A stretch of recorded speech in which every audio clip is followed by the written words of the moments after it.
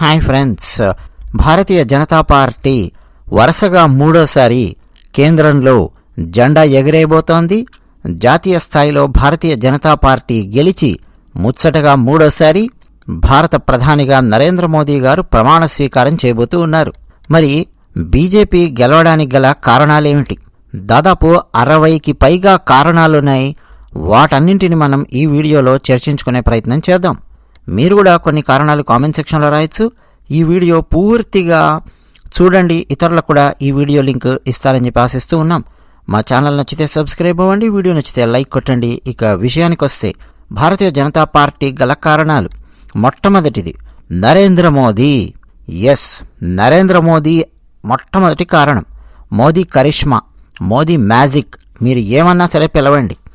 Bharat first అన్న అప్రోచ్తో నరేంద్ర మోదీ గారు ముందుకు కదిలారు. మోదీ మాకు మొదటి ప్రాధాన్యత అని జనం నరేంద్ర మోదీ గారి వెంట కదిలారు. మోదీ కరిష్మానే ఈ ఎలక్షన్స్ను భారతీయ జనతా పార్టీ గెలిపించడానికి ప్రధానమైన కారణం అని చెప్పక తప్పదు. రెండో కారణం better organisational structure. Bharatiya Janata పార్టీలో ఉన్నటువంటి ఆ ఆర్గనైజేషనల్ స్ట్రక్చర్ చూస్తే ఆశ్చర్యం కలుగుతుంది.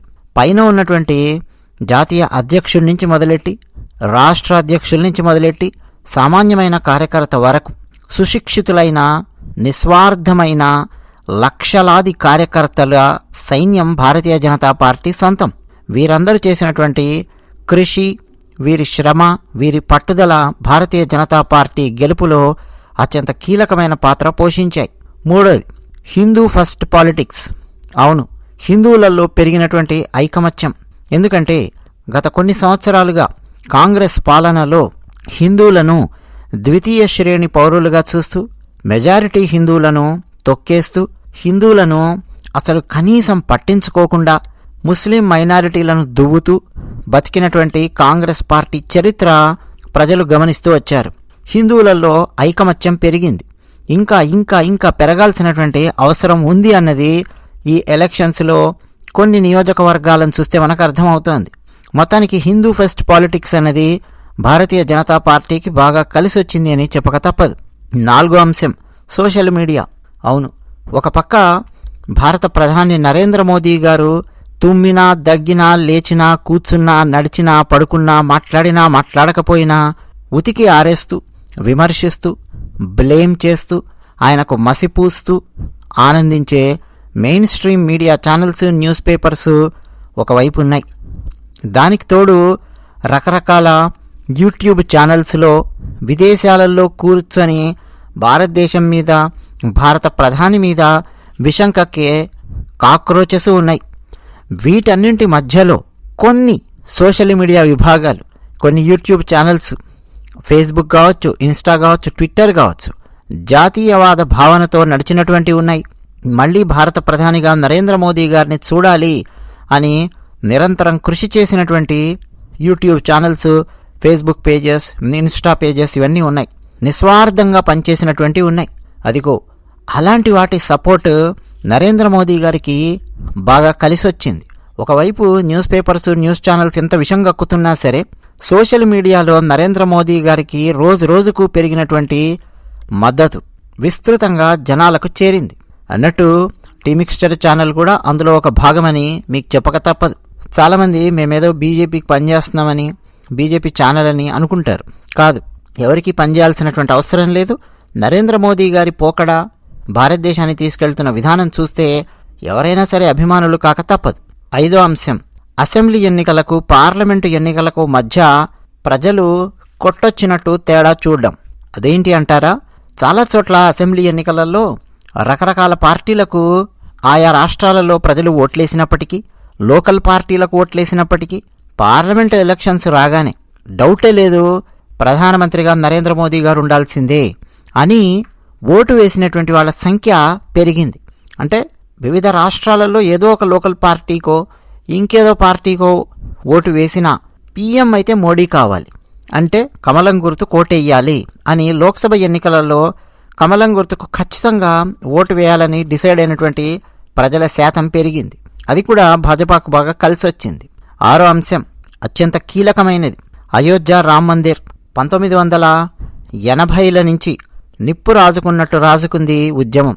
1992 వచ్చేసరికి ఉద్యమం తీవ్ర స్థాయి దాల్చింది. ఇంకక్కడి నుంచి భారతీయ జనతా పార్టీ తమ మేనిఫెస్టోలో పెడుతూ వచ్చారు, అయోధ్యలో రామ్ మందిర్ కట్టి తీరతాం. అయోధ్యలో కాదండోయ్, అయోధ్యలో అక్కడే రామ్ మందిర్ కడతాం. ఎక్కడైతే ఒకప్పుడు రామ్ మందిర్ ఉండేదో మందిర్ వహీ బనాయేంగే. ఇది భాజపా యొక్క నినాదం. ఆ నినాదాన్ని సాకారమయ్యేలా చేసి చూపించింది భారతీయ జనతా పార్టీ. కోర్టు తీర్పు ఎప్పుడైతే వచ్చిందో ఇక ఆలస్యం చేయలేదు. ఓ పక్క కోవిడ్ ఉన్నా సరే భూమి పూజ శంకుస్థాపన చేశారు. ఇంకక్కడి నుంచి మొదలెట్టారు విస్తృతంగా ప్రచండమైన వేగంతో అయోధ్య రామ్ మందిర్ నిర్మాణాన్ని కొనసాగించారు. కావాల్సిన ఇన్ఫ్రాస్ట్రక్చర్, రోడ్డు రవాణా ఏమేం కావాలో మొత్తం కేంద్ర ప్రభుత్వము రాష్ట్ర ప్రభుత్వం అందించాయి. అయోధ్య రామ్ మందిర్ నిర్మాణానికి ప్రతి హిందువు కదిలి వచ్చారు. హిందువులు విరాళాలిచ్చారు. అత్యద్భుతంగా అయోధ్యలో అక్కడే రామ్ మందిర్ నిర్మాణం జరిగింది. ప్రధానమంత్రి నరేంద్ర మోదీ గారి కర కమలముల మీదుగా జనవరి 22, 2024న రామ్ మందిర్ ప్రాణ ప్రతిష్టాపన కార్యక్రమము, శ్రీరాముల వారి దివ్యమైన భవ్యమైన బాలరాముని విగ్రహాన్ని మనందరం టీవీలలో వీక్షించి తన్మయత్వం పొందాము. అంటే దాని వెనక భారతీయ జనతా పార్టీ చేసిన కృషి పట్టుదల ఎంతో ఎంతో ఉన్నాయి. మోదీ గారు ఉన్న టైంలో ఇది జరిగింది. అనుకున్నది సాధించింది భారతీయ జనతా పార్టీ. రామ్ మందిర్ నిర్మాణం అన్నది భారతీయ జనతా పార్టీకి బాగా కలిసొచ్చింది. చెప్పారు, చేసి చూపించారు. 7వ అంశం, BJP star campaigner Rahul Gandhi. అవును, రాహుల్ గాంధీ లాంటి మహానుభావుడు, మహామేధావి కాంగ్రెస్ పార్టీలో పెద్ద తలకాయగా ఉన్నాడు. భారతీయ జనతా పార్టీకి ఇక ఏ ఢోకా లేదు. అలాంటి రాహుల్ గాంధీ కాంగ్రెస్ పార్టీ రథాన్ని లాగుతూ ఉంటే లాగలేక లాగుతూ ఉంటే బీజేపీకి ఇక ఏ ఢోకా లేదు. ఎప్పుడు పడితే అప్పుడు, ఎక్కడ పడితే అక్కడ, ఎలా పడితే అలా లాజిక్ లేకుండా వాగే వాచాలత్వం రాహుల్ గాంధీ సొంతం. కాంగ్రెస్లో జాతీయ స్థాయిలో కనీసం ఒక్కరంటే ఒక్కరు కూడా బలమైన నాయకుడు లేడు అన్న విషయం జనాలకు అర్థం చేయించడంలో రాహుల్ గాంధీ బాగా సక్సెస్ అయ్యాడు. ఓహో, ఒకవేళ కాంగ్రెస్ గెలిస్తే ఈ క్యాండిడేటా ప్రైమ్ మినిస్టర్ క్యాండిడేటు చీచి అని చెప్పి జనాలు తలకాయ పట్టుకునే పరిస్థితి రాహుల్ గాంధీని చూసి. సో రాహుల్ గాంధీ లాంటి స్టార్ క్యాంపెయినర్ బీజేపీకి ఉండడం కూడా బీజేపీకి బాగా కలిసి వచ్చింది అని చెప్పక తప్పదు. ఇక కాశీ విశ్వనాథ్ కారిడార్, ఉజ్జయిని మహాకాల్ లోక్, కేదార్నాథ్ తిరిగి ఎక్కడెక్కడైతే శిథిలమైందో అక్కడ పూర్తిగా నిర్మించడం, ఆది శంకరాచార్యుల విగ్రహాన్ని ప్రతిష్ఠించడం, ఆది శంకరాచార్యుల వారి విగ్రహం ముందు కూర్చొని నరేంద్ర మోదీ గారు యోగాభ్యాసం చేయడం. అంటే హిమాలయాలలో ఆది శంకరాచార్యుల వారి విగ్రహం కేదార్నాథ్లో మనందరినీ ఆశీర్వదిస్తున్నట్టుగా నరేంద్ర మోదీ గారు దివ్యమైన భవ్యమైన ఆ కార్యక్రమాన్ని నిర్వహించారు. అలాగే కాశీ విశ్వనాథ్ కారిడార్లో కూడా అత్యద్భుతమైన విగ్రహాలను ఏర్పాటు చేశారు.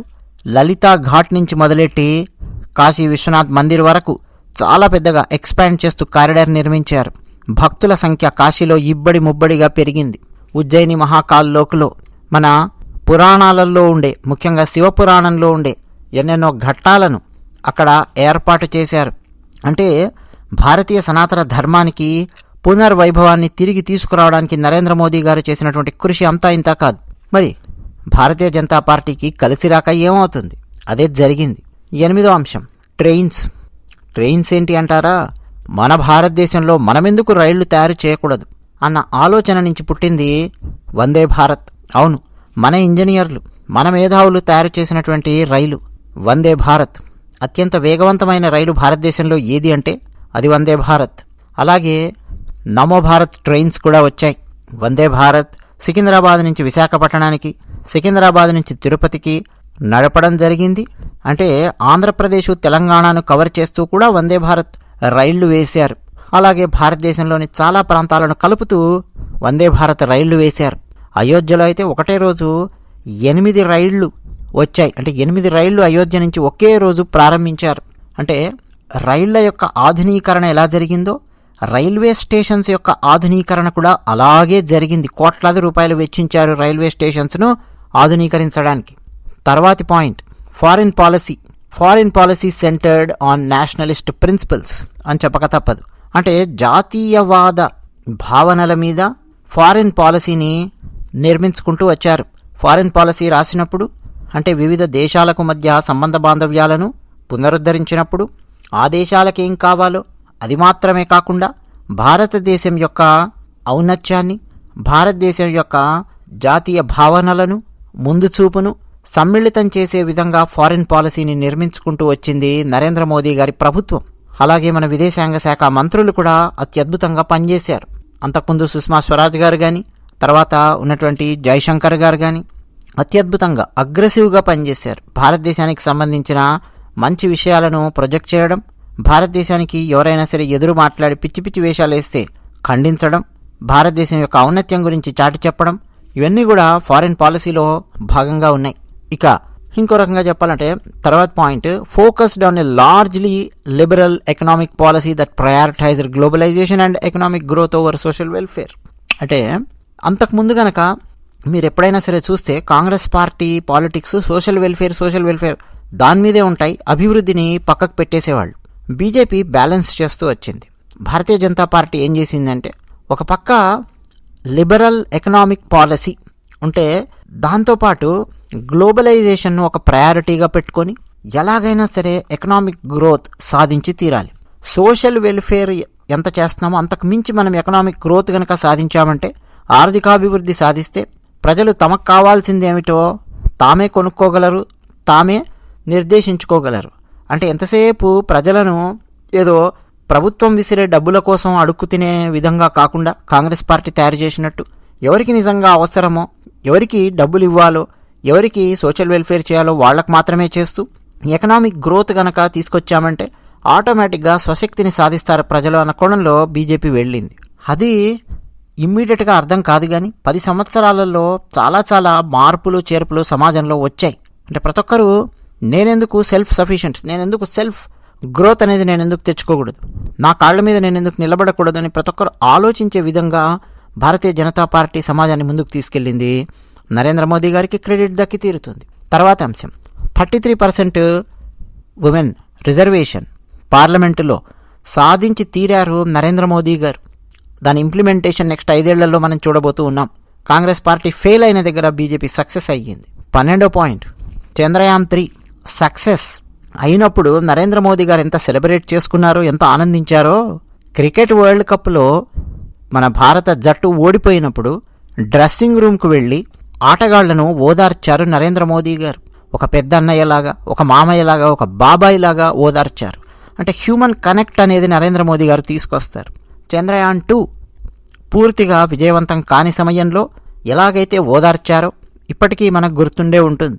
ఏం పర్వాలేదులే అని. ఆ ఓదార్పు వెనక ఏముందంటే ఒక హ్యూమన్ కనెక్ట్ ఉంది. ఏం పర్వాలేదు, సైన్స్ అన్నాక రకరకాల ఎక్స్పెరిమెంట్స్ ఉంటాయి, పర్వాలేదు. ఒక్కోసారి పూర్తిగా ఫెయిల్ అవుతాం, ఒక్కోసారి కాస్త ఫెయిల్ అవుతాం. ఎక్కడి వరకు అయితే మనం సక్సెస్ అయ్యామో అక్కడి నుంచి మళ్ళీ మొదలెట్టి సక్సెస్ అవుదాం, నేనున్నాను మీకు ఫండ్స్ ఇవ్వడానికి అన్న పాయింట్ ఆ ఓదార్పులో ఉంది. చంద్రయాన్ 2 టైంలో మళ్ళీ నరేంద్ర మోదీ గారు ఫండ్స్ విడుదల చేశారు. చంద్రయాన్ 3 బ్లాక్ బస్టర్ సక్సెస్ అయ్యింది. చంద్రుని యొక్క సౌత్ పోల్లో చంద్రయాన్ 3 వెళ్ళి దిగింది. మొత్తం ప్రపంచంలో భారతదేశమే ఆ ఫీట్ సాధించినటువంటి మొట్టమొదటి దేశం అయ్యింది. సో ఇలా నరేంద్ర మోదీ గారు ఫెయిల్ అయితే వెంటనే నిందించడం, విమర్శించడం ఇవి కాకుండా ఓదార్చడం, అక్కడి నుంచి సక్సెస్ వైపు తీసుకెళ్లడం, ఇది నరేంద్ర మోదీ గారిలో ఉన్నది. ఒక హ్యూమన్ కనెక్ట్ ఉంది, దానికి పడిపోతారండి ఎవరైనా సరే జనం. తర్వాత పాయింట్ అయితే నరేంద్ర మోదీ గారిలో ఈ హ్యూమన్ కనెక్ట్ ఉంది కదా అని చెప్పి ఏమి శుద్ధమొద్దు బొద్ధావతారంలాగా ఏం కూర్చోరు. తీవ్రవాదం పట్ల అంతే కఠినంగా ఉంటారు నరేంద్ర మోదీ గారు. 2019 బాలాకోట్ ఎయిర్ స్ట్రైక్స్ చేయించారు కదా, ఘర్ మే గుస్కే మారెంగే అని చెప్పారు మోదీ గారు.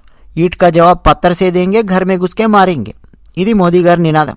సో 2019 బాలాకోట్ ఎయిర్ స్ట్రైక్స్ చేసిన తర్వాత గత 5 సంవత్సరాలలో మళ్ళీ మన దేశంలో ఇంకో పేలుడు ఎక్కడైనా సంభవించిందేమో చూడండి. ఎక్కడైనా బాంబు పేలుళ్ళు సంభవించాయని చెప్పి మనం విన్నామేమో చూడండి, ఎక్కడా లేదు. ఆ స్థాయిలో నరేంద్ర మోదీ గారు పాకిస్తాన్ని భయపెట్టారు, అడుక్కు తినే పరిస్థితికి తీసుకొచ్చారు. తర్వాతి అంశం ఆర్టికల్ 370A రద్దు చేయడం అత్యంత సాహసోపేతమైన, అత్యంత ధైర్యంతో కూడుకున్నటువంటి నిర్ణయం. చెస్సులో చెక్మేట్ పెడతాం ఫైనల్గా, అలాంటి చెక్మేట్ లాంటిది ఆర్టికల్ 370 రద్దు చేయడం. దెబ్బకు కాశ్మీర్లో రాళ్లు విసరడాలన్నీ ఆగిపోయాయి. కాశ్మీర్లో మొత్తం గ్రౌండ్ లెవెల్ నుంచి చేంజ్ అనేది మొదలయ్యింది. డబ్బులు ఆగిపోయాయి పక్క దేశం నుంచి. డిమానిటైజేషన్ దెబ్బకి డబ్బులు ఆగిపోయాయి. ఆర్టికల్ 370 రద్దు తర్వాత పూర్తిగా భారత ప్రభుత్వం యొక్క కంట్రోల్లోకి వచ్చింది జమ్మూ కాశ్మీర్ ప్రాంతం. సో అక్కడ రిపేర్ చేసే కార్యక్రమం మొదలెట్టారు. గత 70 ఏళ్లలో కాంగ్రెస్ పార్టీ ఎలాగైతే భ్రష్టు పట్టించిందో దాన్ని మొత్తం రిపేర్ చేసే కార్యక్రమాలు చేస్తూ ఉన్నారు జమ్మూ కాశ్మీర్లో. తర్వాత G20 సక్సెస్. G20 సమయంలోనే అండి రష్యా ఉక్రెయిన్ యుద్ధము జరిగింది. రష్యాకు వ్యతిరేకంగా మాట్లాడేవాళ్ళు ఒకవైపు, ఉక్రెయిన్ వైపు మాట్లాడేవాళ్ళు ఒకవైపు, రకరకాల సమస్యలున్నాయి.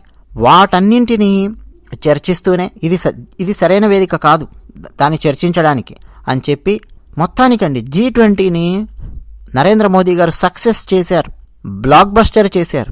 ఎలాగో తెలుసా, ఆఫ్రికా ఖండంలోని కొన్ని దేశాలను కూడా G20లో కలపడం ద్వారా సక్సెస్ చేశారు.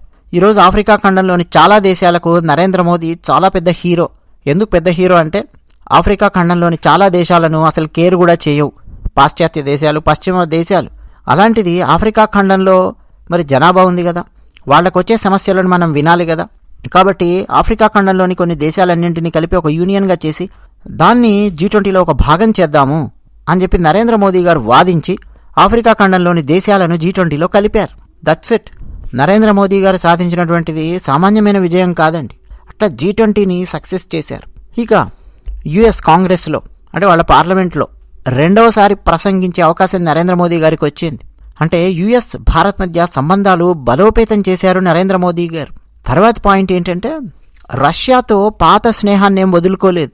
రష్యాకు భారతదేశానికి మధ్య పాత స్నేహం, ఎన్నో సంవత్సరాల స్నేహం ఉంది. ఆ స్నేహాన్ని కొనసాగిస్తూనే అమెరికాతో సంబంధ బాంధవ్యాలను బలోపేతం చేయడం మొదలెట్టారు నరేంద్ర మోదీ గారు. అంటే ఓ పక్క క్యాపిటలిస్టిక్ కంట్రీతో, మరో పక్క కమ్యూనిస్ట్ కంట్రీతో, అంటే రెండు పరస్పర విరుద్ధమైన సిద్ధాంతాలు ఉన్నటువంటి రెండు దేశాలతో బలమైన స్నేహాన్ని ముందుకు తీసుకెళ్లారు మోదీ గారు. అది సామాన్యమైన దౌత్య విజయం కాదండి. అంతేకాదు రష్యా ఉక్రెయిన్ యుద్ధ సమయం మనం చూసాం. ఆ సంక్షోభ సమయంలో రష్యా నుంచి ఆయిల్ కొన్నారు నరేంద్ర మోదీ గారు. పాశ్చాత్య దేశాలు రష్యా మీద రకరకాల ఆంక్షలు విధించాయి, అయినా సరే ఆయిల్ కొన్నారు. భారత్ మీద ఆంక్షలు పాశ్చాత్య దేశాలు విధించలేనంతటి పరిస్థితిలోకి నరేంద్ర మోదీ గారి దౌత్యం వెళ్ళింది. అంటే ఎంత పెద్ద సక్సెస్ చూడండి. ఇక భారతీయ జనతా పార్టీ అండి, అంతకుముందు మీరు చూస్తే అంటే వాజ్పేయి గారు ఉన్నప్పుడు కానీ అంతకుముందు ఐడియాలజీ కానీ pro business, pro urban party అని చెప్పి పిలిచేవాళ్ళు. ప్రో అర్బన్ పార్టీ అంటే ఎక్కువ టౌన్స్లో, సిటీస్లోనే ఓట్లు పడతాయి బీజేపీకి, గ్రామాల్లో పడవు, ఇలా చూసేవాళ్ళు. అయితే బేస్ని ఎక్స్పాండ్ చేసుకుంటూ వెళ్ళింది భారతీయ జనతా పార్టీ. ఎన్నెన్నో వెల్ఫేర్ స్కీమ్స్ని లాంచ్ చేయడం మొదలెట్టింది బీజేపీ. ప్రో పూర్ పార్టీ అన్న పేరు తెచ్చుకుంది. అనవసరమైన పనికిమాలిన ఉచితాలు ఇవ్వకుండా సరైనటువంటి సంక్షేమాన్ని ఎక్కడ ఎంత చేయాలో ఆ సంక్షేమాన్ని చేయడం మొదలెట్టారు. కొన్ని చోట్ల అవసరమైన చోట్ల డైరెక్ట్ క్యాష్ ట్రాన్స్ఫర్స్ చేశారు. ముఖ్యంగా కోవిడ్ టైంలో ఫ్రీ రేషన్ ఇచ్చారు, అఫోర్డబుల్ గ్యాస్ సిలిండర్స్ ఇచ్చారు. అంటే సెంట్రల్ గవర్నమెంట్ లాంచ్ చేసినటువంటి రకరకాల స్కీమ్స్ అన్నమాట. అలాగే అగ్రికల్చరల్ సెక్టర్కి, వీటన్నింటికి కూడా చేయాల్సినటువంటి సహాయం చేశారు నరేంద్ర మోదీ గారు. ఉదాహరణ చెప్పాలంటే 80 కోట్ల మంది ప్రజలకు ఫ్రీ రేషన్ ఇచ్చారు నరేంద్ర మోదీ గారు. ప్రతి నెల ప్రతి మనిషికి 5 కిలోల బియ్యం. సామాన్యమైనటువంటి సక్సెస్ కాదు. మన దగ్గర అప్పుడెప్పుడో నందమూరి తారక రామారావు గారు 2 రూపాయల కిలో బియ్యం ఇచ్చారని, రాజశేఖర రెడ్డి గారు రూపాయి కిలో బియ్యం ఇచ్చారని రకరకాలు మాట్లాడుకుంటూ ఉంటారు. మోదీ గారండి 80 కోట్ల మందికి, 5 కోట్ల మంది 3 కోట్ల మందికి కాదు, 80 కోట్ల మందికి ప్రతి నెల 5 కిలోల బియ్యాన్ని కంటిన్యూగా ఇస్తూ వస్తున్నారు నరేంద్ర మోదీ గారు. ఇంకా దాన్ని తర్వాత 5 సంవత్సరాలు కూడా ఇవ్వడానికి మళ్ళీ నిర్ణయం తీసుకున్నారు. సామాన్యమైన విషయం కాదు, చాలా పెద్ద సక్సెస్. తర్వాత ఇక కీలకమైనటువంటిది మ్యానుఫ్యాక్చరింగ్ హబ్. మన భారతదేశం అనగానే సాఫ్ట్వేర్ రంగము, సర్వీసెస్ ఇవే గుర్తొస్తాయి. మ్యానుఫ్యాక్చరింగ్ అనగానే ఏ చైనానో, ఏ జర్మనీయో, ఏవో వేరే దేశాలు ఫ్రాన్సో గుర్తొస్తూ ఉంటాయి. కానీ భారతదేశాన్ని ఒక మ్యానుఫ్యాక్చరింగ్ హబ్ లాగా తయారు చేసి సప్లై చైన్ మేనేజ్మెంట్ని వెస్ట్ సైడ్ పుష్ చేయడానికి చాలా చాలా కృషి చేశారు నరేంద్ర మోదీ గారు. ఆఖరకు ఆయుధాలను కూడా భారతదేశంలో తయారు చేయడం మొదలెట్టారు. 300 రకాల ఆయుధాలను భారతదేశం లోపలికి దిగుమతి చేసుకోవడాన్ని ఆపేసి మనమే తయారు చేయడం మొదలెట్టాం, వేరే దేశాలకు ఎగుమతి చేయడం మొదలెట్టాం. ఇది నరేంద్ర మోదీ గారు చేసినటువంటి సక్సెస్ మ్యానుఫ్యాక్చరింగ్ హబ్గా భారతదేశాన్ని నిర్మించడంలో. అలాగే ఆపోజిషన్లో యూనిటీ అనేది లేదు, అంటే విపక్షాల్లో ఐక్యత లేదు. ఇది కూడా భారతీయ జనతా పార్టీకి బాగా కలిసి వచ్చింది. ఎవరు ఏ దిక్కు దూకుతారో తెలియదు. కప్పలన్నింటినీ తీసుకొచ్చి ఒక తక్కెడలో వేస్తే ఎలా ఉంటుందో అలా ఉంది విపక్షాల పరిస్థితి. కప్పలు అంటే తెలుసు కదా, ఫ్రాగ్స్. తక్కెడ అంటే తెలుసు కదా, వేయింగ్ బ్యాలెన్స్ అండి. కూరగాయలు కొనేటప్పుడు తక్కెడ ఉపయోగిస్తాం కదా. కప్పలన్నింటినీ తక్కెడలో పెడితే ఏమవుతుంది? ఓ కప్ప అటు దూకుతుంది, ఓ కప్ప ఇటు దూకుతుంది. మళ్ళీ దాన్ని తీసుకొచ్చి ఇక్కడ వేసేలోపు ఇంకో 2 కప్పలు అటు దూకుతాయి. ఇది విపక్ష పార్టీల యొక్క పరిస్థితి. వాళ్ళ అలయన్స్ ఏందో, వాళ్ళ గోల ఏందో అసలు అర్థమే కాదు. లైక్ మైండెడ్ సెక్యులర్ పార్టీస్ అని చెప్పి చెప్తారు ఓ పక్క, కానీ ఒక రాష్ట్రంలోనేమో తన్నుకు చేస్తారు, జాతీయ స్థాయిలోనేమో కలిసి ఉంటామంటారు. ఏంటి అర్థం కాదు. ఫర్ ఎగ్జాంపుల్, కమ్యూనిస్టులు, తృణమూల్ కాంగ్రెస్, ఈ 2 విపక్ష పార్టీలో ఉన్నాయి. INDI కూటమిలో ఉన్నాయి. కానీ తృణమూల్ కాంగ్రెస్, కమ్యూనిస్టులు వెస్ట్ బెంగాల్లో తన్నుకు చేస్తారు, ఘోరంగా తన్నుకు చేస్తారు.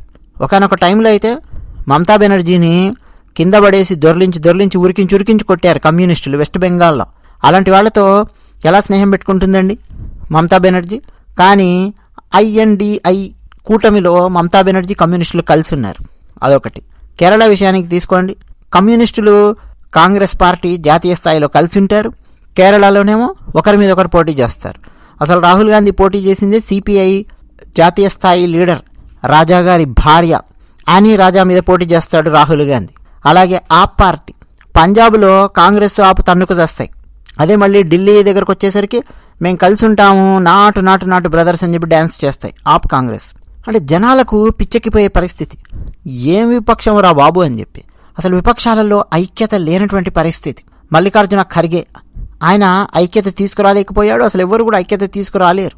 బలహీనమైనటువంటి ఐక్యత విపక్ష పార్టీల మధ్య ఉంది. అది భారతీయ జనతా పార్టీకి బాగా కలిసి వచ్చింది. అలాగే నరేంద్ర మోడీ గారి సుడిగాలి పర్యటన, ఎన్నికల ప్రచార కార్యక్రమాలను సమర్థవంతంగా నిర్వహించడంలో ప్రధానమంత్రి నరేంద్ర మోదీ గారు సాటిలేని ధైర్యాన్ని, సహనాన్ని చూపించారు. ఒక పోరాట యోధుడిలాగా ఎలక్షన్ ప్రచారంలో నరేంద్ర మోదీ గారు రంగంలోకి దిగారు. విస్తృత స్థాయిలో ప్రచారం చేశారు. 73 ఏళ్ల వయస్సులో నరేంద్ర మోదీ గారు ఒక యువకుడిలాగా దూసుకెళ్లారు. ఎంత కష్టం వచ్చినా, ఏం జరిగినా దాన్ని అధిగమించి ముందుకెళ్లారు. సార్వత్రిక ఎన్నికల ప్రచారంలో మోదీ జోరు, హోరు చూడాలంటే డేటా చూస్తే తెలుస్తుంది. సుడిగాలి పర్యటన భారతదేశం మొత్తం. 2019లో నరేంద్ర మోదీ గారు 145 బహిరంగ కార్యక్రమాలు చేస్తే ఇప్పుడు 200 కంటే ఎక్కువ రోడ్డు షోలు, ర్యాలీలకు హాజరయ్యారు 2024లో. 2019 ఎలక్షన్స్లో 68 రోజులు ప్రచారంలో ఉన్న మోడీ ఈసారి 76 రోజులు ప్రచారం చేశారు. అంతేకాదండోయ్, అసలు ఎన్నికలు ప్రారంభం అయ్యాయి అనగానే అప్పటి నుంచి ఇప్పటి వరకు మొత్తం 80 మీడియా ఇంటర్వ్యూస్ నరేంద్ర మోదీ గారు ఇచ్చారు. మన తెలుగు ఛానల్స్కి కూడా ఇచ్చారు.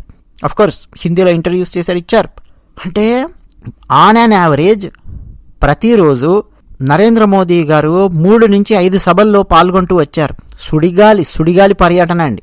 అసలు ఒక యువకుడి కంటే కూడా మాట్లాడుతున్న నేను కానీ, వింటున్న మీరు కానీ, మనం ఎన్ని ఫ్లైట్లు మనకిచ్చినా, ఎన్ని కార్లు సిద్ధంగా పెట్టినా, ఏం సిద్ధంగా పెట్టినా ఇంత సుడిగాలి పర్యటన మనం చేయలేమండి. చాలా కష్టం. నరేంద్ర మోదీ గారి ఉక్కు సంకల్పం, నరేంద్ర మోదీ గారి ఆ శరీరం ఏంటో, ఉక్కు మనిషి, అది సామాన్యం కాదు. ఒక యువకుడిలాగా దూసుకెళ్లారు. అది చాలా చాలా చాలా చాలా ఫెచ్చింగ్ అయింది భారతీయ జనతా పార్టీకి.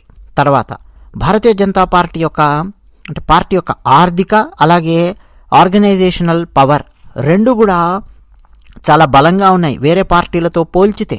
ఎందుకంటే బీజేపీ మీద నమ్మకం పెరిగి ఎక్కువగా విరాళాలు ఇచ్చినటువంటి వాళ్ళు ఉన్నారు. ఎలక్టోరల్ బాండ్స్ గురించి రచ్చరచ్చ చేశారు ఎలక్షన్స్ ముందు. కానీ ఎలక్టోరల్ బాండ్స్లో కూడా దాదాపు 50% బీజేపీకి వస్తే 50% వేరే పార్టీలకు కూడా వచ్చాయి. కానీ ఎందుకు 50% దాకా బీజేపీకి ఇచ్చారు? బలమైనటువంటి ప్రభుత్వాన్ని ఏర్పాటు చేసింది బీజేపీ. 300కు పైగా సీట్లు 2019లో సాధించింది కాబట్టి, చాలా రాష్ట్రాలలో భారతీయ జనతా పార్టీ ప్రభుత్వం ఏర్పడుతూ వచ్చింది కాబట్టి, మోదీ గారి నాయకత్వం మీద నమ్మకం ఉంది కాబట్టి ఎక్కువ ఎలక్టోరల్ బాండ్స్ బీజేపీకి రావడం అనేది సర్వసాధారణమైన విషయం. ఎలక్టోరల్ బాండ్స్ అనే కాదు, జనరల్గా కూడా అండి నరేంద్ర మోదీ గారి కరిష్మాతో పాటు ఆర్గనైజేషనల్ పవర్ అంటాం, అది చాలా చాలా బలంగా ఉంది. తర్వాత నరేంద్ర మోదీ గారు అలాగే భారతీయ జనతా పార్టీలో ఉన్న పెద్ద తలకాయలు మ్యాథమెటిక్స్ అండి, మ్యాథ్ అంటాం, పక్కాగా వర్క్ చేశారు. అసలు అమిత్ షా గారు, మోదీ గారు మ్యాథ్ మాట్లాడుతుంటే షాక్ అయిపోతాం చాలా సందర్భాల్లో. ఫర్ ఎగ్జాంపుల్ చెప్తాను. కేజ్రీవాల్ గురించి ఒక జర్నలిస్టు అమిత్ షా గారిని అడిగారు ఎన్నికల ర్యాలీ ఆ టైంలో. అడిగితే అమిత్ షా గారు ఏమన్నారు తెలుసా? కేజ్రీవాల్కి ఎందుక అంత సీన్ ఇస్తారు? 22 స్థానాలలో పోటీ చేస్తున్నారు కేజ్రీవాల్, ఆయన పార్టీ. మొత్తం 543 ఎంపీ సీట్స్లో 22 ఎంపీ సీట్లలో పోటీ చేస్తున్నాడు కేజ్రీవాల్ పార్టీ. భారతీయ జనతా పార్టీ ఎన్నిట్లలో పోటీ చేస్తోంది? అసలు భారతీయ జనతా పార్టీతో నువ్వు కంపేర్ చేయగలవా ఆ పార్టీని? 22 ఎంపీ సీట్లలో పోటీ చేసే కేజ్రీవాల్ను ఏదో ప్రధానమంత్రి రేంజ్లో ప్రొజెక్ట్ చేస్తూ పైకి ఎత్తుతున్నారేంది? మీనింగ్ ఉందా అసలు? ఏమన్నా తీసి పక్కన పెట్టేయండి అన్నాడు అమిత్ షా గారు అన్నారు. అంటే మ్యాథ్ అంత పక్కాగా క్యాలిక్యులేట్ చేస్తున్నారు వాళ్ళు. ఎక్కడ ఎన్ని సీట్లు ఎవరు గెలిచే అవకాశం ఉంది, ఏం జరుగుతుంది అన్నది ఆ క్యాలిక్యులేషన్తో ముందుకు వెళ్ళింది. ఇప్పుడు అంతకుముందు బీజేపీ 2019లో 303 సీట్లు వస్తే ఇప్పుడు 370 సీట్లు టార్గెట్ పెట్టుకుంది. ఓవరాల్ ఎన్డీఏ 400 మార్క్ క్రాస్ అవ్వాలి అని చెప్పి టార్గెట్ పెట్టుకున్నారు. అబ్కీ బార్ 400 పార్ అని చెప్పి ఎలక్షన్స్కి ముందు. టార్గెట్ పెట్టుకోవడంలో తప్పేమనుందా? ఒక టార్గెట్ పెట్టుకుంటేనే కదా దానికి అనుగుణంగా వర్క్ చేస్తారు. ఆ టార్గెట్కు తక్కువ రావచ్చు, ఎక్కువ రావచ్చు అని, కానీ టార్గెట్ అయితే ఉండాలి కదా. పక్కా టార్గెట్ పెట్టుకున్నారు. అంత పెద్ద టార్గెట్ కాంగ్రెస్ పార్టీ ఇవ్వలేకపోయింది. మేము 400 పెట్టుకుంటాం, లేదు మేము 350 సీట్లు మేము టార్గెట్ పెట్టుకున్నాం విపక్షాలన్నీ కలిపి. అటువంటి టార్గెట్, బలమైన టార్గెట్ కనీసం విపక్ష పార్టీలు ఇవ్వలేకపోయాయి.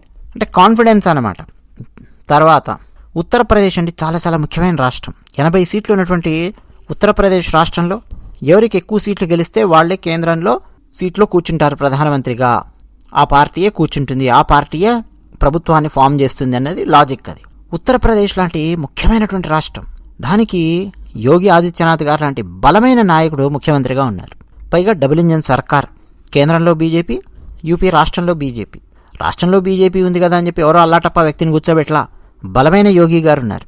ఒకప్పుడు హయ్యెస్ట్ క్రైమ్ స్టేట్గా ఉన్నటువంటి యూపీ ఇప్పుడు హయ్యెస్ట్ ఇన్ఫ్రాస్ట్రక్చర్ ఉన్నటువంటి స్టేట్గా మారుతోంది. ఆ రోడ్డు రవాణా కానీ, ఇన్ఫ్రాస్ట్రక్చర్ కానీ, బ్రిడ్జెస్ కానీ అదరగొడుతున్నారు ఉత్తరప్రదేశ్ను. సో ఉత్తరప్రదేశ్లో వచ్చినటువంటి ప్రతి ఎంపీ సీట్ కూడా బీజేపీకి ఫెచ్చింగ్ అయింది. నెక్స్ట్ నాయకత్వం అండి. తమిళనాడులో అన్నామలై లాంటి నాయకుడు ఒక వాయిస్ ఇవ్వడానికి, అస్సాంలో హిమంతా బిశ్వా శర్మ లాంటి ఒక నాయకుడు, పైగా అస్సాం ముఖ్యమంత్రి. ఉత్తరప్రదేశ్లో ఇప్పుడే మాట్లాడుకున్నాం యోగి గారు. రాజస్థాన్లో, మధ్యప్రదేశ్లో, మహారాష్ట్రలో బలమైనటువంటి నాయకులు భారతీయ జనతా పార్టీకి అడ్వాంటేజ్గా ఉన్నారు. అలాగే తెలంగాణలో బండి సంజయ్ గారు లాంటి వారు, కిషన్ రెడ్డి గారు లాంటి వారు, ధర్మపురి అరవింద్ గారు లాంటి వాళ్ళు, ఈటెల రాజేందర్ గారు లాంటి వాళ్ళు బలమైనటువంటి నాయకులు ఒక అడ్వాంటేజ్గా ఉన్నారు. అలాగే రఘునందన్ గారు తెలంగాణలో వాయిస్ ఇవ్వడానికండి, ఒక మారల్ సపోర్ట్ ఫైట్ చేయాలన్నా కానీ. ఇప్పుడు నేను చెప్పినటువంటి వాళ్ళల్లో రకరకాల రాష్ట్రాల్లో కొంతమంది ఓడిపోయి ఉండొచ్చు, కొంతమంది గెలిచి ఉండొచ్చు. బట్ ఆ పవర్ అనేది ఇవ్వాలి కదా నాయకుడు అన్నది. గెలుపు ఓటములు అనేది రకరకాలుగా జరుగుతుంటాయి ఎలక్షన్స్లో. బట్ కార్యకర్తల మధ్యలో ఏ రకమైన సమస్యలు రాకుండా ఒక మారల్ సపోర్ట్, ఒక ధైర్యం ఇవ్వాలి అంటే బలమైన నాయకులు కావాలి. అది భారతీయ జనతా పార్టీ సొంతం, అది ఫెచ్చింగ్ అయింది. నెక్స్ట్ పద్మ అవార్డ్స్, భారతరత్న అవార్డ్స్లో ట్రాన్స్పరెన్సీ తీసుకొచ్చారు.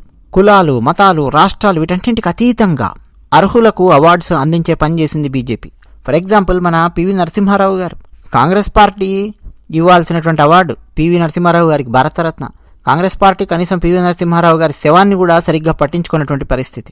ఢిల్లీలో అంత్యక్రియలు చేస్తామయ్యా అని చెప్పి పివి నరసింహారావు గారి కుటుంబ సభ్యులంటే అవసరం లేదు తీసుకుపోండి హైదరాబాద్కి అని చెప్పి తరిమేసినటువంటి పార్టీ కాంగ్రెస్ పార్టీ. మహానుభావుడు, మహానాయకుడు పివి నరసింహారావు గారికి కాంగ్రెస్ పార్టీ ఇచ్చినటువంటి అత్యంత దారుణమైన వీడుకోలేదు. పివి నరసింహారావు గారిని తల మీద పెట్టుకుంది బీజేపీ. నరేంద్ర మోదీ గారు చాలా సందర్భాల్లో పార్లమెంట్లో సమావేశాలలో కూడా పివి నరసింహారావు గారిని మెచ్చుకున్నారు, వారి దార్శనికతను పొగిడారు. అంతేకాదు పివి నరసింహారావు గారికి భారతరత్న అవార్డు ఇచ్చి సత్కరించింది భారతీయ జనతా పార్టీ, అంటే కేంద్ర ప్రభుత్వం, నరేంద్ర మోదీ గారు. అలాగే ఎల్కే అద్వానీ గారిని ఏం పట్టించుకోకుండా పక్కన పెట్టలేదు. మీడియా వాళ్ళు కావాలని చెప్పి గిల్లుతూ ఉన్నట్టు ఇప్పటికీ మనకు కొంతమంది కామెంట్ సెక్షన్లో రాస్తుంటారు, నరేంద్ర మోదీ ఏదో ఎల్కే అద్వానీని తొక్కేశారని. ఏంటంటే పిచ్చివాగుడంతా వాగుతుంటారు. మన దగ్గర అండి, మన తెలుగు రాష్ట్రాలలో, ముఖ్యంగా ఆంధ్రప్రదేశ్లో, తెలంగాణను పూర్తిగా అనకూడదులేండి, ఆంధ్రప్రదేశ్లో మనం ఏ మిత్రుడిని గిల్లినా సరే, ఏ మిత్రుడిని కాస్త ప్రశ్న వేసినా సరే ఎల్కే అద్వానీని ఏదో నరేంద్ర మోదీ తొక్కేశారని, పట్టించుకోలేదని పిచ్చివాగుడంతా వాగుతుంటారు. ఎల్కే అద్వానీ గారి ప్రతి పుట్టినరోజుకు నరేంద్ర మోదీ గారు ఫ్లవర్ బుకే తీసుకెళ్ళి అక్కడ కూర్చొని కేక్ కట్ చేయించి ఎల్కే అద్వానీ గారితో కాసేపు గడిపి వాళ్ళ ఇంట్లో అక్కడి నుంచి వస్తారు నరేంద్ర మోదీ గారు. ఎల్కే అద్వానీ గారి కూతురు కూడా చాలా సందర్భాలలో నరేంద్ర మోదీ గారి గురించి చాలా గొప్పగా చెప్తూ ఉంటారు. వాళ్ళ ఇంటికి వెళ్తూ ఉంటారు. మోదీ గారు ఒక గురువుని ఎలా చూస్తారు అలాగే చూస్తారు మోదీ గారు. ఎల్కే అద్వానీ గారికి భారతరత్న అవార్డు ఇచ్చి సత్కరించారు నరేంద్ర మోదీ గారు. ఎవరినండి వదిలిపెట్లా నరేంద్ర మోదీ గారు. ఈ కాంగ్రెస్ ఉంటే ఎల్కే అద్వానీ గారికి భారతరత్న వస్తుందా చెప్పండి? వాజ్పేయి గారికి భారతరత్న అవార్డు వచ్చేదా? పివి నరసింహారావు గారికి భారతరత్న అవార్డు వస్తుందా? రాదు. తర్వాత పిఎం ఆవాస్ యోజన చాలా చాలా అద్భుతమైనటువంటి కార్యక్రమం. 4 కోట్ల మంది పేద ప్రజలకు ఇళ్ళిచ్చిందండి ఈ ఆవాస్ యోజన. నరేంద్ర మోదీ గారి కళ. అలాగే కోవిడ్ లాంటి క్రైసిస్, అలాంటి సమయాన్ని అత్యంత సమర్థవంతంగా హ్యాండిల్ చేసిన ప్రధానమంత్రిగా చరిత్రలో నిలుస్తారు నరేంద్ర మోదీ గారు. కొన్ని దేశాలలో అయితే ఆయా దేశాల ప్రధానమంత్రులు చేతులు ఎత్తేశారు. కొన్ని దేశాలలో అయితే పారిపోయినటువంటి వాళ్ళు కూడా ఉన్నారు. పేరొద్దులేండి దేశాల పేర్లు. మన ఆసియా ఖండంలోనే ఒక ఆయన అయితే పారిపోయాడు హ్యాండిల్ చేయలేక నాయకుడు. కొంతమంది అయితే బేలమొహం వేసుకొని బిత్తరజూపులు చూసినటువంటి వాళ్ళు ఉన్నారు, ఎవరు సాయం చేస్తారా అని. మోదీ గారు అలా కాదు, 20 లక్షల కోట్ల రూపాయల ప్యాకేజ్ రిలీజ్ చేశారు ఆ టైంలో. మరోపక్క దీపాలు వెలిగించండి అని చెప్పారు, గంటలు మోగించండి అని చెప్పారు. కరోనా పోతుందని కాదు, మనందరం ఒక సమస్యను ఐకమత్యంతో ఎదుర్కొందాము అని చెప్పడం కోసం. నా ఇంట్లో గంట మోగుతుంది, మీ ఇంట్లో గంట మోగుతుంది, ప్రతి ఇంట్లో గంట మోగుతుంది, అందరం దీపాలు వెలిగిస్తాం. దాని అర్థం ఏంటి?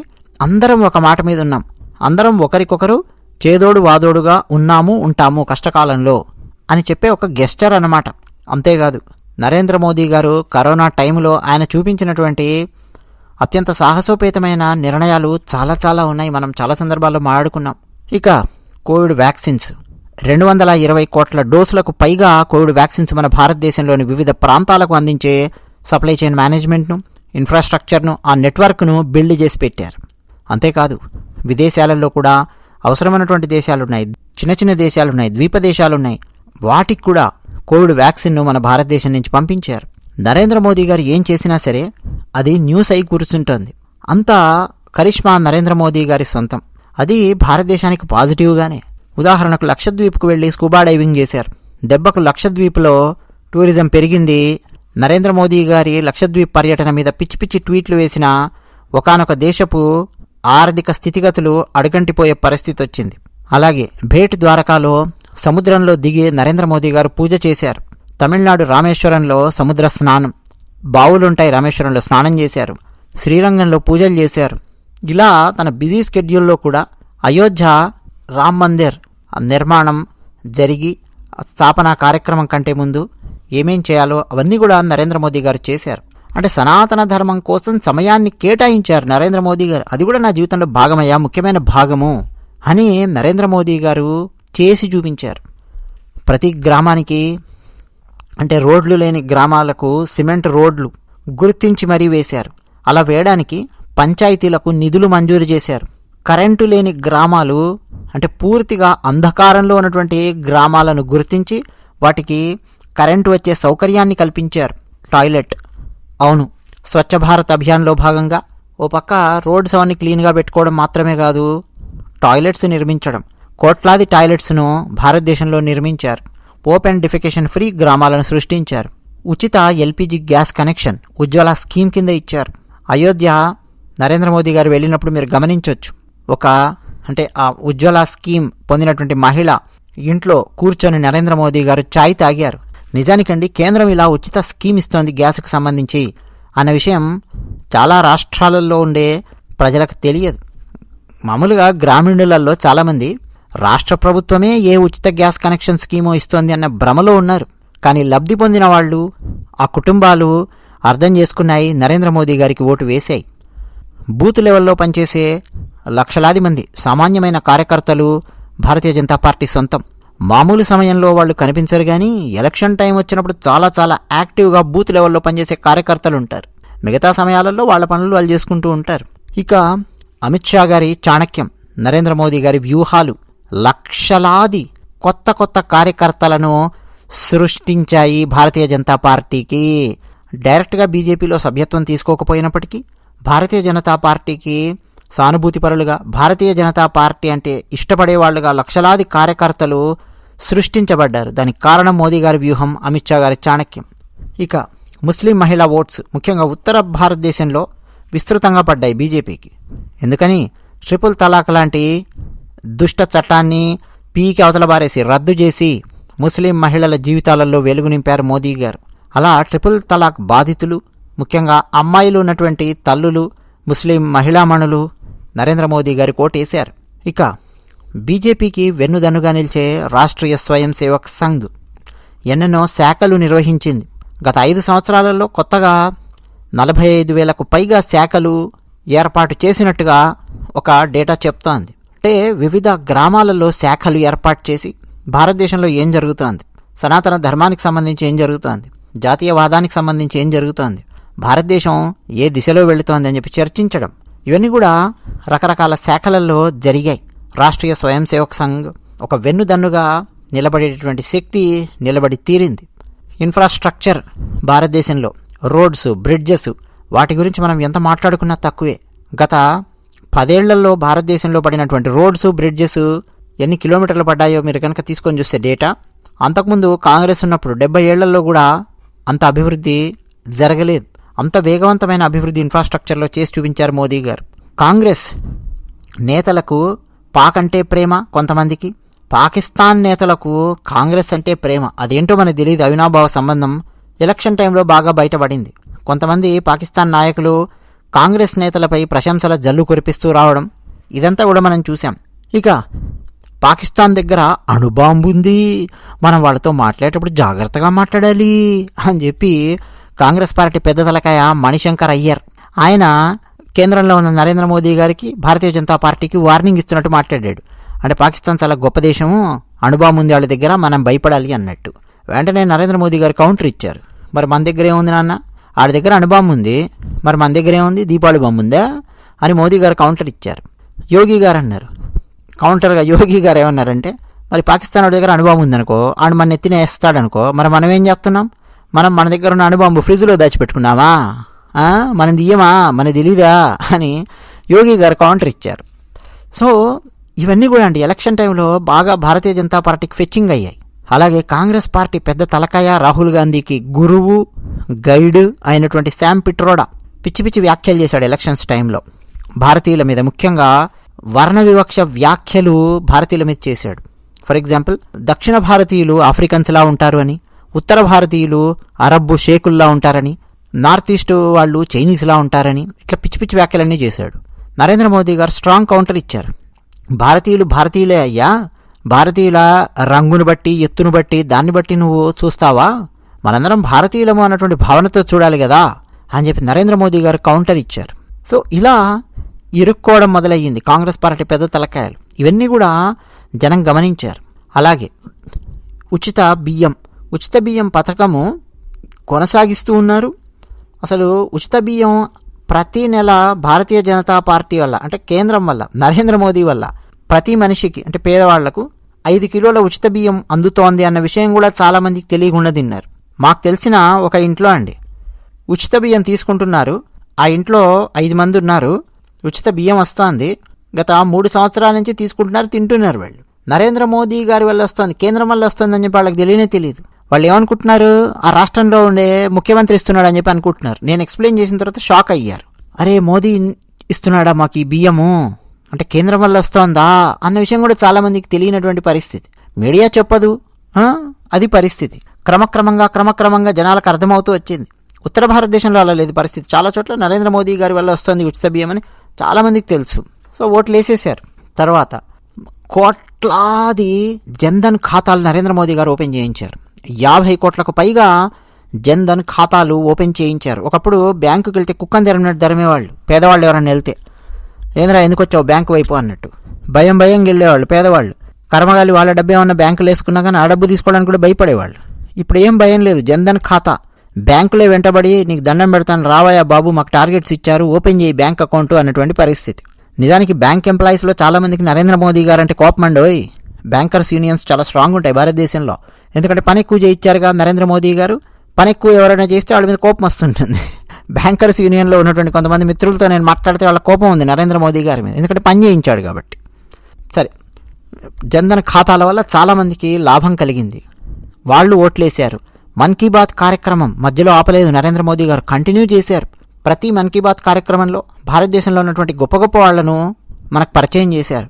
గొప్ప గొప్ప వాళ్ళు అనగానే మనం పుస్తకాలలో చదువుకున్నటువంటి వాళ్ళు, విగ్రహాలలో ఉన్నటువంటి వాళ్ళు మాత్రమే కాదండోయ్. మన చుట్టూ ఎంతోమంది గొప్ప గొప్ప వాళ్ళు ఉన్నారు, మహానుభావులు ఉన్నారు. వాళ్ళందరినీ పరిచయం చేశారు నరేంద్ర మోదీ గారు. బొమ్మలు తయారు చేసుకునే వాళ్ళ నుంచి మొదలెట్టి రకరకాల వ్యసనాల బారిన పడి అక్కడి నుంచి ఫుట్బాల్ ఆటలో మేటిగా మారినటువంటి ఒక గ్రామాన్ని, మధ్యప్రదేశ్, ఇట్లా రకరకాల ప్రాంతాలను, వ్యక్తులను మన్ కీ బాత్ కార్యక్రమంలో మనకు నరేంద్ర మోదీ గారు దగ్గర చేశారు. అలాగే ఫారెక్స్ నిల్వలు భారతదేశంలో ఎప్పుడూ లేనంతగా పెరిగాయి. $600 బిలియన్ పైగా ఫారెక్స్ నిల్వలు మన భారతదేశంలో పెరిగాయి. అంటే ఆర్థికంగా బలోపేతం అయ్యింది. యూపీఐ ట్రాన్సాక్షన్స్ గురించి ఎంత చెప్పినా తక్కువే. డిజిటల్ పేమెంట్స్, గూగుల్ పే ఇష్టం వచ్చినట్టుగా మనం వాడుతున్నాం. ఇప్పుడు రోడ్ల మీద కూరగాయలు కొన్నా, ఏం కొన్నా సరే మనం వాడుతూ ఉన్నాం. అంటే దాని అర్థం ఏమిటి? డిజిటలైజేషన్ ఆ స్థాయిలో పెరిగింది. కారణం ఎవరంటే నరేంద్ర మోదీ గారి ఆలోచన. ఎలాగైనా సరే డిజిటల్ మనీ సృష్టించాలి, డిజిటల్ ఎకానమీ సృష్టించాలి, బ్లాక్ మనీ తగ్గించవచ్చు, ప్రతి పైసాకు లెక్క ఉంటుంది. ఇది నరేంద్ర మోదీ గారి ఆలోచన. ఆ ఆలోచన సక్సెస్ అయ్యింది. నమామి గంగే లాంటి గొప్ప ప్రాజెక్టు నరేంద్ర మోదీ గారు చేపట్టారు. అంటే గంగామాతకు సేవ చేయడం అన్నది నా జీవితంలో దొరికినటువంటి గొప్ప అదృష్టం అని 2014లోనే పార్లమెంట్లో నరేంద్ర మోదీ గారు మాట్లాడారు. వారణాసి గురించి మాట్లాడుతూ గంగానది గురించి కూడా అప్పుడే మాట్లాడారు. ఆ తర్వాత నమామి గంగే ప్రాజెక్టును చాలా చాలా అద్భుతంగా స్వీకరించారు, గంగానదిని క్లీన్ చేయడం గురించి. ఎందుకంటే అండి మన భారతదేశంలో 40% జనాభా గంగానది పరివాహక ప్రాంతంలో ఉంది. ఒక సాంస్కృతిక, ఆధ్యాత్మిక విలువలన్నీ గంగానది ఒడ్డున ఉన్నటువంటి ఎన్నెన్నో గ్రామాలలో మనకు కనిపిస్తాయి. మన మూలాలు, మన పురాణాల మూలాలు ఎన్నో కనిపిస్తాయి.